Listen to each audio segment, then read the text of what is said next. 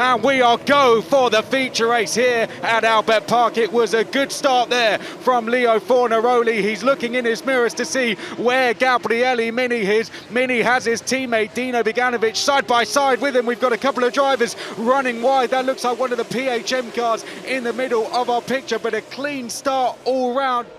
Well, we've got a car off. That is car number 26 to Sanapol, Intra Puvazak, who has gone off into the barriers. Turn 1 and Intra Puvazak just do not go well together this weekend, unfortunately, and we could see an intervention in this race. We're side by side coming up towards turn number 9. Lindblad trying to get down the inside of Luke Browning. I think that might have been Browning. Emerges ahead of them, and he's having to defend immediately there. Tramnitz is reporting that he has a puncture.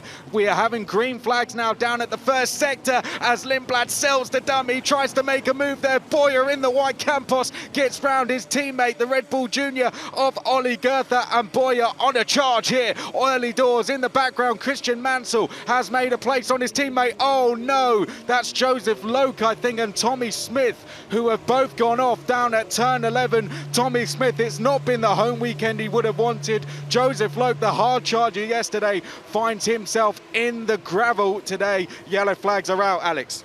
Here's how it looked from the onboard of Tim Tramnitz, who's got cars all over the road in front of him. We saw a start accident there yesterday in Formula 2, and he's super close to the rear of the Roman Carlin. That's the crash then for Intra Puvazak and the damage associated. Let's find out what happened to Smith and Loke. And he's defending the inside line, so Loke's going to try and make a move round the outside. Oh, he's going to try and sweep in, but you just see the right-hand side of a car there on the right-hand side of Tommy Smith. So Tommy Smith can't go inside, can't go outside. It's a three-way battle into that corner, and then that's the issue. We're side by side for P4, and a great run round the outside for Luke Browning, who's lined that one up perfectly, and he's going to get himself up to P4. The Red Bull Junior of Arvid Lindblad tucked in behind. We're side by side coming down to turn 4, and Browning has executed that perfectly. Lindblad going with him to take 5th place there. DRS has been enabled, but it's not quite enough. Mini will keep hold of the DRS as Boyer heads down the inside of Goethe, down towards turn 3. Campos on Campos, and it's Goethe who wins the fight and gets himself up a place into P7 there. We're seeing Charlie Wirtz there in the white Genza trying to line up a move himself on Lawrence Van Hoopen. Here he goes round the outside at turn 9 to take the inside into turn 10. Great driving from Charlie Wirtz, and that's going to be a place gained to get the last point on the board. Goethe shovelled wide by Bedrin down towards turn 3, losing place after place then Goethe as a result.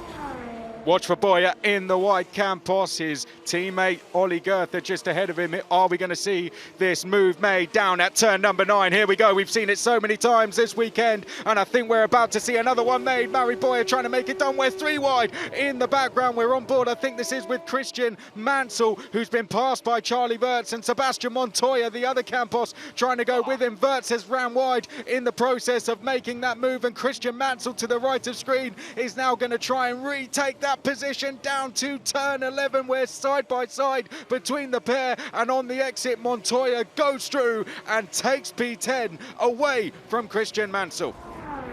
On board with Dino Beganovic lining up that move that he's been given approval of to go past his teammate Gabriele Mini, and he's done so round the outside at turn number 9, and Dino Beganovic is up into 2nd place, and now it will be eyes forward and on the race leader Leo Fornaroli. Tramnitz doing really well in this race. We'll come back to that though, because Browning versus Mini, the battle is on, and Browning is going to win that battle through turn 9 to take another place and take a step on the podium. Dino Beganovic closing in on Fornaroli. He's seen an opportunity to make a move and take the race lead, and does so into turn 9. Dino Beganovic hits the front of the feature race here at Albert Park, and Leo Fornaroli, there was absolutely nothing he could do to stop the Swedish driver there. The Prima Racing driver now leads the way. Sebastian Montoya now goes past his teammate Mary Boyer down at turn 1. Mary Boyer now has to look in his mirrors and deal with Charlie Wirtz. Are we going to see this move completed? Possibly down by turn number 3. Here we go. Charlie Wirtz goes through, side by side through turn 3, and that is going to be another place changed. And Luke Browning has dropped right into the clutches of Gabriele Mini as well. We are side by side, round turn 8 and up to turn 9. And that's going to be a change of the podium places. Gabriele Mini helps himself to 3rd place there. Does he have enough time now to try and close down Leo Fornaroli? Dino Beganovic can now finally call himself a winner in FIA Formula 3. The Prima Racing driver comes up to the line and he takes full points down under here at Albert Park. It's a 5th trip to the podium for the Swedish driver and a 1st to the very top step.